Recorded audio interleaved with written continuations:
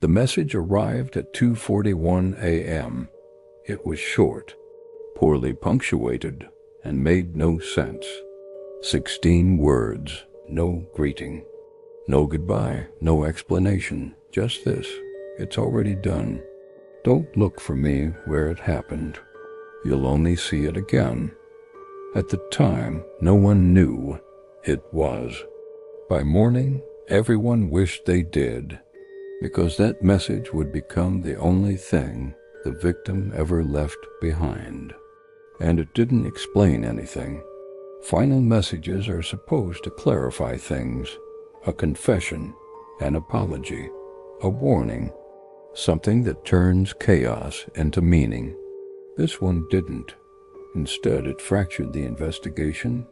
Every theory depended on interpreting those words, and every interpretation contradicted the last. This is the story of a final message that made no sense, and the case it refused to close. Her name was Marianne Holt, 34 years old.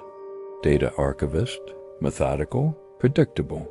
Friends described her as precise, almost rigid. She planned meals, scheduled phone calls, archived old text messages, which is why the message terrified everyone who knew her, because Marianne didn't write like that.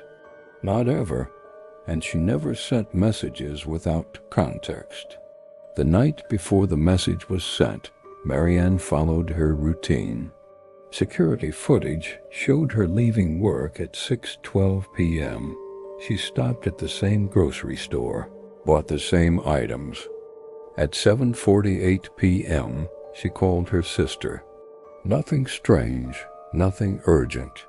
She ended the call by saying, "I'll talk to you tomorrow." That was the last time anyone heard her voice, because the message didn't come from her phone.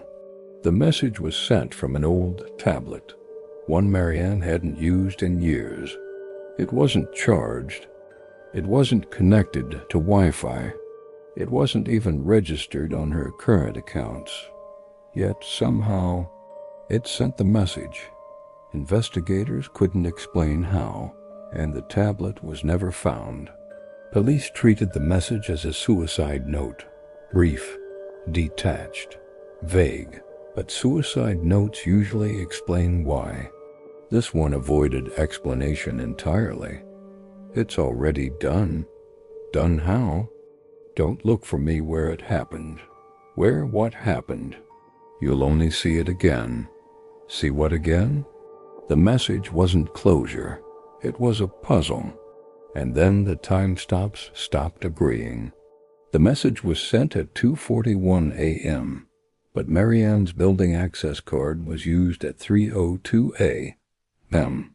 Her car was recorded leaving the garage at 3:18 a.m. Then again at 4:11 a.m. Same car, same plate, same driver's silhouette. 2 exits, 1 person, no explanation. Search teams focused on the obvious places: her apartment, nearby parks, bodies of water. Nothing. No phone, no clothing, no remains, and no sign she wanted to disappear, except for the message, until someone realized the message wasn't written for the police. The message was sent to 3 people: her sister, her former supervisor, and one number no one recognized. That number belonged to a closed data repository Marianne once worked on, a system that archived things no one was supposed to access again, including files marked resolved but unrecoverable. Investigators found evidence Marianne accessed a single archived file hours before disappearing. The file's contents were sealed, but its title was visible: Holt_M Final Revision. Her own name, time-stamped 3 years in the future. And the message started making sense in the worst possible way. Some believe Marianne discovered something about herself. Others believe the message was a misdirection, a warning. or proof she believed time wasn't behaving correctly, because the file shouldn't exist, and neither should the message. A truck driver came forward months later. He said he picked up a woman matching Mary Ann's description. She asked to be dropped off where it already happened. He laughed at the time. She didn't, and then the message appeared again. A year later, the same message was received. Same words, same punctuation, same timestamp. 2:41 a.m. sent to a new number, one belonging to the lead investigator. Mary Ann Holt was never found. No body, no confirmation of death, no proof of life, only a message that refused to explain itself. Final messages are supposed to end stories. This one didn't. It hovered, unresolved, uncomfortable, waiting to be understood. Maybe it wasn't meant to make sense. Maybe it was only meant to be received.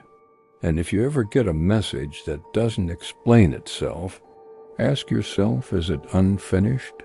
Or has it already done what it came to do? Thanks for watching. If you want more stories that challenge what you think you know, make sure to subscribe.